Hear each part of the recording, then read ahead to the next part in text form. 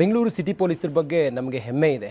ಆದರೆ ಅದರಲ್ಲಿ ಆ ಡಕಾಯಿತಿಯಲ್ಲಿ ಭಾಗಿಯಾದಂಥ ಓರ್ವ ವ್ಯಕ್ತಿ ಇದ್ದಾನಲ್ಲ, ಆತ ಪೊಲೀಸ್ ಡಿಪಾರ್ಟ್ಮೆಂಟ್ನಲ್ಲೇ ಕೆಲಸ ಮಾಡ್ತಾ ಇದ್ದ, ಅಣ್ಣಪ್ಪ ನಾಯಕ್ ಅಂಥೇಳಿ.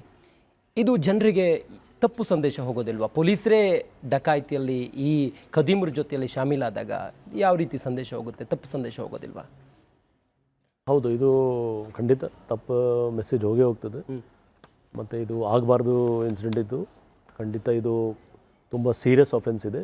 ಇದು ಸಹಿಸಲಿಕ್ಕೆ ಅಥವಾ ಯಾವುದು ಕ್ಷಮೆ ಕೊಡಲಿಕ್ಕೆ ಯಾವುದು ಸಾಧ್ಯನೇ ಇಲ್ಲ.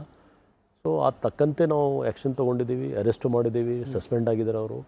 ಪೇಪರ್ಸ್ ರೆಡಿ ಆಗ್ತಾಯಿದೆ, ನಾವು ಡಿಸ್ಮಿಸಲ್ದು ಕೂಡ ಪೇಪರ್ಸ್ ರೆಡಿ ಮಾಡ್ತೀವಿ. ಇದು ತುಂಬ ಸೀರಿಯಸ್ ಇದೆ, ಇಂಥ ಆಗಬಾರ್ದು. ಇದು ಬಿಟ್ಟು ಬೇರೆ ಕೆಲವು ಕೇಸಸಲ್ಲಿ ಕೂಡ ಬೇರೆ ಬೇರೆ ಸಂದರ್ಭದಲ್ಲಿ ನಮ್ಮವರು ತಪ್ಪು ಮಾಡಿದ್ಮೇಲೆ ಅದಕ್ಕಂತೆ ಶಿಕ್ಷೆ ಕೂಡ ಅವ್ರಿಗೆ ಕೊಟ್ಟಿದ್ದೀವಿ, ಸಸ್ಪೆಂಡ್ ಮಾಡಿದ್ದೀವಿ, ಮತ್ತು ಏನು ಡಿಸಿಪ್ಲಿನರಿ ಆ್ಯಕ್ಷನ್ ಕೂಡ ಮಾಡ್ತಾಯಿದ್ದೀವಿ. ಆ ಪರ್ಟಿಕ್ಯುಲರ್ ಒಬ್ಬ ಜನಕ್ಕೋಸ್ಕರ 25,000 ಜನ ಮೇಲೆ ಟೀಕೆ ಮಾಡೋದು ಸರಿಯಿಲ್ಲ.